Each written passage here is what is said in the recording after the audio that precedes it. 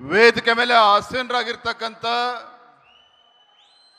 ಎಲ್ಲ ಈ ನಾಡಿನ ಪರಮ ಪೂಜ್ಯ ಜಗದ್ಗುರುಗಳು, ಪರಮ ಪೂಜ್ಯ ಸ್ವಾಮೀಜಿಗಳು, ವೇದಿಕೆ ಮೇಲೆ ಮತ್ತು ವೇದಿಕೆ ಪಕ್ಕದಲ್ಲಿ ಆಸೀನರಾಗಿರ್ತಕ್ಕಂಥ ಎಲ್ಲ ಹರಗುರು ಚರಮೂರ್ತಿಗಳ ಪಾದಾರವಿಂದಗಳಲ್ಲಿ ಭಕ್ತಿಪೂರ್ವಕ ಪ್ರಣಾಮಗಳನ್ನು ಸಲ್ಲಿಸುತ್ತಾ, ವೇದಿಕೆ ಮೇಲೆ ಆಸೀನರಾಗಿರ್ತಕ್ಕಂಥ ಈ ದೇಶದ ಉಕ್ಕಿನ ಮನುಷ್ಯ ಎಂದೇ ಖ್ಯಾತಿಯಾಗಿರುವಂತಹ ಕಾಶ್ಮೀರದಲ್ಲಿ ಆರ್ಟಿಕಲ್ 370 ಬುಡ ಸಮೇತ ಕಿತ್ತಾಕಿರ್ತಕ್ಕಂಥ, ಇಡೀ ದೇಶದಲ್ಲಿ ನಕ್ಸಲಿಸಮ್ ಅನ್ನು ಕೂಡ ಬುಡ ಸಮೇತ ಕಿತ್ತಾಕಿರ್ತಕ್ಕಂಥ ಈ ದೇಶ ಕಂಡಂತ ಅಪ್ರತಿಮ ನಾಯಕ ಗೃಹ ಸಚಿವರಾಗಿರ್ತಕ್ಕಂಥ ಮಾನನೀಯ ಅಮಿತ್ ಶಾಜಿ ಅವರೇ, ವೇದಿಕೆ ಮೇಲೆ ಆಸೀನರಾಗಿರ್ತಕ್ಕಂಥ ಎಲ್ಲ ಮಾಜಿ ಮುಖ್ಯಮಂತ್ರಿಗಳೇ, ಕೇಂದ್ರ ಸಚಿವರೇ, BS ಯಡಿಯೂರಪ್ಪನವರ ಅಭಿಮಾನೋತ್ಸವದ ಜವಾಬ್ದಾರಿಯನ್ನು ಹೊತ್ತಿರ್ತಕ್ಕಂಥ ಎಲ್ಲ ಹಿರಿಯರೇ, ವಿಶೇಷವಾಗಿ ತನ್ನ ರಾಜಕೀಯ ಜೀವನದಲ್ಲಿ ಕಳೆದ 50 ವರ್ಷಗಳ ಕಾಲ ನಿರಂತರವಾಗಿ ಈ ನಾಡಿನಲ್ಲಿರ್ತಕ್ಕಂಥ ಬಡವರ ಕಣ್ಣೀರನ್ನು ಒರೆಸ್ತಕ್ಕಂಥ ಕೆಲಸ ಯಾರು ಮಾಡಿದ್ರೆ ಸನ್ಮಾನ್ಯ BS ಯಡಿಯೂರಪ್ಪನವರು ಮಾಡಿದ್ದಾರೆ.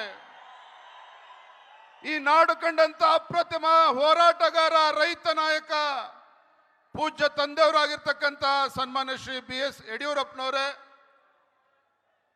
ಪಕ್ಷದ ರಾಷ್ಟ್ರೀಯ ಸಂಘಟನಾ ಪ್ರಧಾನ ಕಾರ್ಯದರ್ಶಿಗಳು, ಹಿರಿಯರಾಗಿರ್ತಕ್ಕಂಥ ಮಾನ್ಯ ಸಂತೋಷ್ ಜಿ ಅವರೇ, ವೇದಿಕೆ ಮುಂಭಾಗದಲ್ಲಿ ಆಸೀನರಾಗಿರ್ತಕ್ಕಂಥ ಲಕ್ಷ ಲಕ್ಷ ಲಕ್ಷ ಸಂಖ್ಯೆಯಲ್ಲಿ ಬಂದಿರತಕ್ಕಂಥ ಸನ್ಮಾನ್ಯ BS ಯಡಿಯೂರಪ್ಪನವರ ಅಭಿಮಾನಿ ಬಂಧುಗಳೇ, ಪತ್ರಿಕಾ ಹಾಗೂ ಮಾಧ್ಯಮದ ಸ್ನೇಹಿತರೆ, मान्य अमित शाह जी अभी अभी भारत भूमि की जहां रविंद्रनाथ टैगोर जी का जन्म हुआ था, जिस पुण्य भूमि में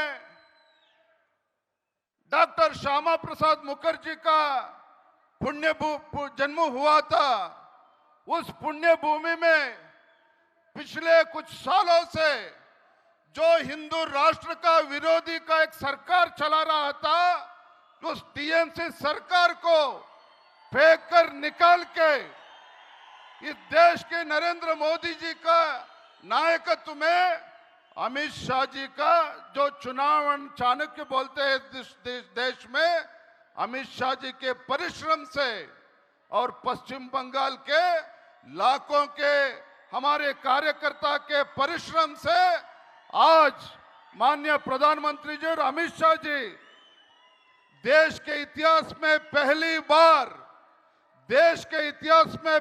बार पश्चिम बंगाल में एक हिंदुत्व के पर्व के एक भारतीय जनता पार्टी का सरकार बना के इधर अमित शाह जी इधर चित्रदुर्गा में आया है।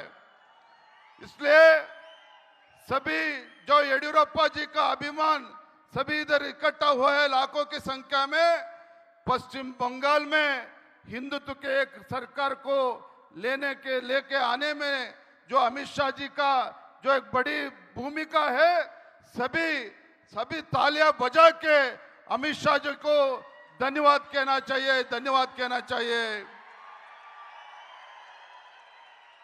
माननीय अमित शाह जी, ये जो पुण्य भूमि है चित्रदुर्गा, वीरों की भूमि है।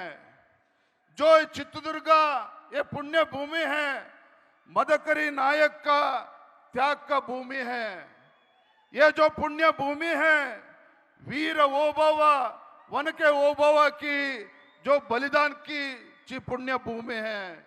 और खासकर ये चित्रदुर्गा का जो पुण्य भूमि है, स्वामी जी का तपोभूमि है।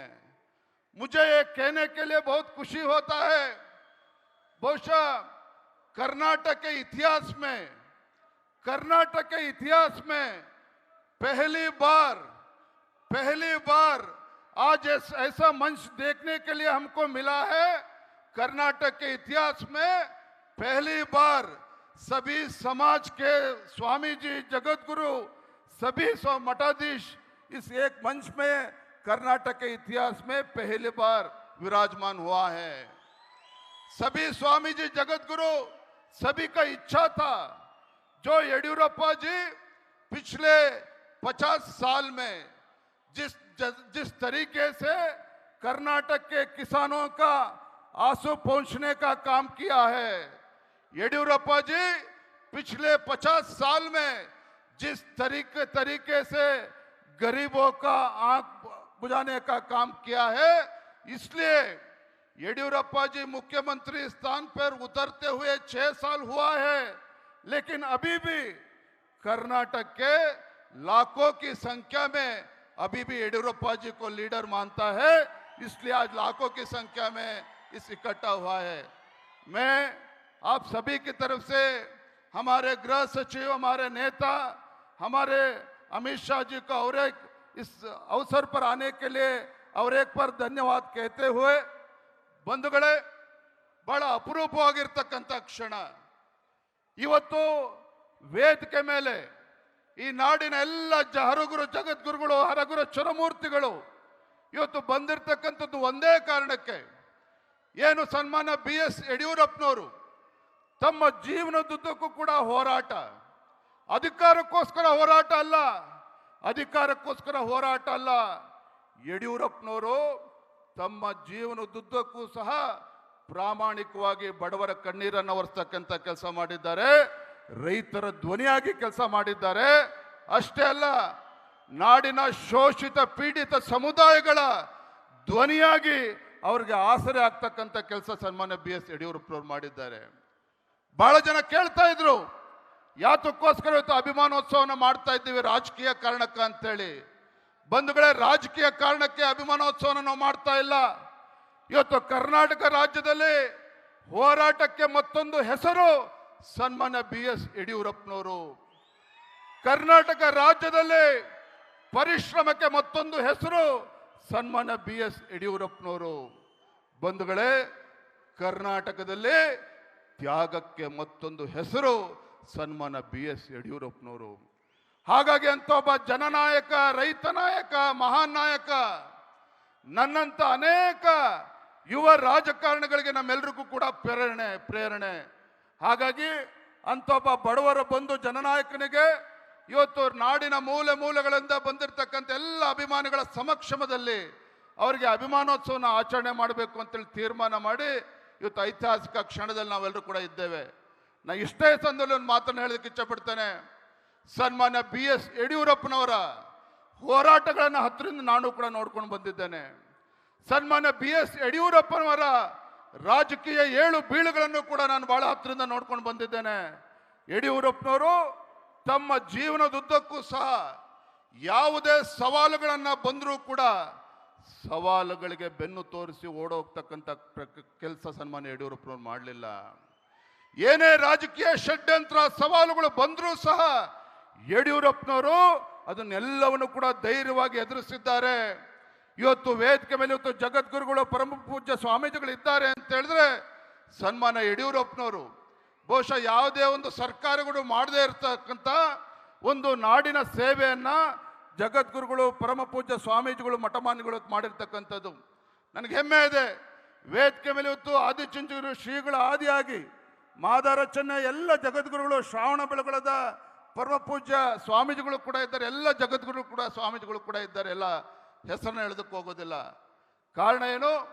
ಬಹುಶಃ ಕರ್ನಾಟಕದ ರಾಜ್ಯದ ಇತಿಹಾಸದಲ್ಲಿ ರೈತರ ಹೆಸರಿನಲ್ಲಿ ಪ್ರಮಾಣ ವಚನನ ತೆಗೆದುಕೊಂಡು ರೈತರಿಗೆ ಪ್ರತ್ಯೇಕ ಬಜೆಟ್ ಅನ್ನ ಮಂಡನೆ ಮಾಡಿ ಯಾವ ಬಡವರ ಮನೆಯಲ್ಲಿ ಹುಟ್ಟಿರ್ತಕ್ಕಂಥ ಭಾಗ್ಯಲಕ್ಷ್ಮಿ ಅದು ಹೆಣ್ಣು ಮಗು ಶಾಪ ಅಲ್ಲ, ಅದು ಭಾಗ್ಯಲಕ್ಷ್ಮಿ ಅಂತೇಳಿ ಭಾಗ್ಯಲಕ್ಷ್ಮಿ ಕೊಟ್ಟಂತ ಯಡಿಯೂರಪ್ಪನವರು ರಾಜ್ಯದ ಮುಖ್ಯಮಂತ್ರಿಗಳಾಗಿದ್ದಾಗ ಈ ನಾಡಿನ ಎಲ್ಲ ಮಠಮಾನ್ಯಗಳಿಗೆ ಆರ್ಥಿಕ ಶಕ್ತಿಯನ್ನು ತುಂಬುವಂತ ಕೆಲಸ ಮಾಡಿದ್ದಾರೆ.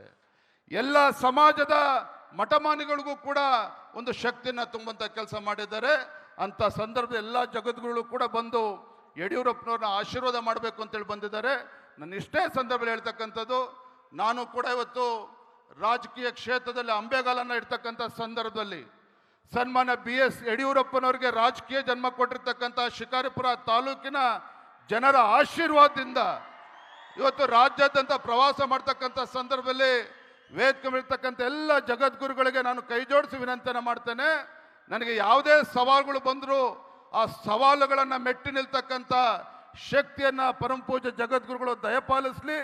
ತಮ್ಮ ಆಶಯದಂತೆ ಇವತ್ತು ಯಾವ ರೀತಿ ಅಭಿಮಾನಿಗಳು ಇವತ್ತು ಯಡಿಯೂರಪ್ಪನವ್ರ ಬಗ್ಗೆ ನಿರೀಕ್ಷೆನ ಅಪೇಕ್ಷೆನ ಇಟ್ಕೊಂಡಿದ್ದೀರಿ, ಯಡಿಯೂರಪ್ಪನವರು ಯಾವ ರೀತಿ ನಮ್ಮ ಕಾರ್ಯಕರ್ತರ ಗೌರವನ ಕೊಡ್ತಕ್ಕಂಥ ಕೆಲಸ ಮಾಡ್ತಾ ಇದ್ರು, ನಾನು ಕೂಡ BS ಯಡಿಯೂರಪ್ಪನವರ ಮಗ ಆಗಿ ತಮ್ಮೆಲ್ಲರ ಪ್ರೀತಿ ವಿಶ್ವಾಸವನ್ನು ಉಳಿಸ್ಕೊಂಡು ಹೋಗ್ತಕ್ಕಂಥ ಕೆಲಸವನ್ನು ನಾನು ಮಾಡ್ತೇನೆ ಅನ್ನೋ ಮಾತನ್ನು ಈ ಸಂದರ್ಭದಲ್ಲಿ ಹೇಳ್ತಾ ಮತ್ತೊಮ್ಮೆ ಮಾನ್ಯ ಗೃಹ ಸಚಿವರಿಗೆ ಅಮಿತ್ ಶಾಜಿ ಅವರಿಗೆ, ವೇದಿಕೆಯಲ್ಲಿರ್ತಕ್ಕಂಥ ಪೂಜ್ಯ ತಂದೆಯವರು ಸನ್ಮಾನ್ಯ BS ಯಡಿಯೂರಪ್ಪನವರಿಗೆ ವಿಶೇಷವಾಗಿ ನಾನು ಪರಮ ಪೂಜ್ಯ ಜಗದ್ಗುರುಗಳಲ್ಲಿ ಮತ್ತು ಸ್ವಾಮೀಜಿಗಳಲ್ಲಿ ನಾನು ಕ್ಷಮೆಯನ್ನು ಕೇಳೋದಕ್ಕೆ ಇಚ್ಛೆಪಡ್ತೇನೆ. ಕಾರಣ ಏನು ಅಂತ ಹೇಳಿದ್ರೆ, ಕೇವಲ 15 ದಿನದಲ್ಲಿ ಕಾರ್ಯಕ್ರಮ ಆಯೋಜನೆ ಮಾಡಿರ್ತಕ್ಕಂಥದ್ದು. ಮಾನ್ಯ अमित शाह जी केवल 15 दिन में हम ये सभा आयोजन किया है. ಎಲ್ಲ 15 ದಿನದಲ್ಲಿ ಆಯೋಜನೆ ಮಾಡಿದ್ರು ಕೂಡ ಯಡಿಯೂರಪ್ಪನವ್ರ ಬಗ್ಗೆ ವಿಶ್ವಾಸ ಇಟ್ಟು ಎಲ್ಲ ಜಗದ್ಗುರುಗಳು ಪರಮ ಪೂಜ್ಯ ಸ್ವಾಮೀಜಿಗಳು ಎಲ್ಲರೂ ಕೂಡ ಬಂದಿದ್ದಾರೆ, ಎಲ್ಲ ಸ್ವಾಮೀಜಿಗಳು ಕೂಡ ಬಂದಿದ್ದಾರೆ. ಏನೇ ನ್ಯೂನ್ಯತೆಗಳು ಆಗಿದ್ರೂ ಕೂಡ ದಯವಿಟ್ಟು ಕ್ಷಮೆ ಇರಲಿ ಅನ್ನುವ ವಿನಂತಿಯನ್ನು ಮಾಡ್ತಾ ನನ್ನ ಮಾತುಗಳಿಗೆ ವಿರಾಮಗಳನ್ನು ಹೇಳ್ತಾ ಇದ್ದೇನೆ. ನಮಸ್ಕಾರ, ವಂದನೆಗಳು. ಜೈ ಹಿಂದ್, ಜೈ ಕರ್ನಾಟಕ.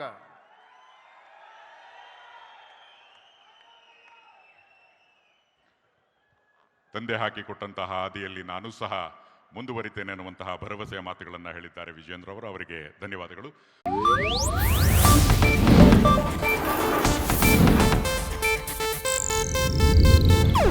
ಇದು ಏಷ್ಯಾನೆಟ್ ನ್ಯೂಸ್ ನೆಟ್ವರ್ಕ್ ಪ್ರಸ್ತುತಿ.